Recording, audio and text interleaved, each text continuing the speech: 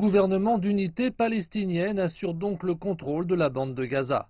Le transfert de gouvernement est intervenu après que les rivaux palestiniens, le Fatah et le Hamas, ont finalisé les arrangements pour faciliter le transfert final du pouvoir dans le territoire côtier. Par ailleurs, le Premier ministre de l'autorité palestinienne, Rami Hamdallah, a rencontré les dirigeants du Hamas à Gaza la semaine dernière.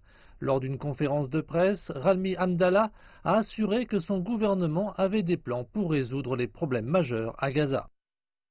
Le gouvernement a conduit un sondage complet auprès d'anciens employés et a chargé son ministre et les directeurs de ces associations de renvoyer les anciens employés à leur poste en fonction de la nécessité et de l'intérêt du travail gouvernemental. Le Fatah et le Hamas avaient déjà échangé des accusations évoquant un manque d'engagement dans l'accord de réconciliation d'octobre, retardant de 10 jours le projet final de Gaza. Selon cet accord, le Hamas aurait dû céder toutes ses fonctions à l'autorité palestinienne dès le début du mois de décembre. En fin de compte, les observateurs disent que les factions rivales ont mis de côté leurs différends.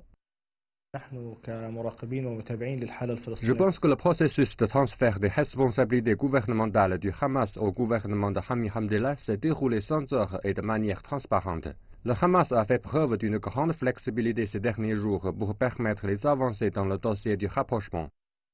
Ce week-end, par voie de communiqué, le Hamas a demandé au gouvernement d'unité de s'acquitter pleinement de ses obligations envers Gaza, de lever les sanctions imposées à son peuple et de consacrer davantage de temps à s'opposer à la décision américaine de reconnaître Jérusalem comme capitale d'Israël.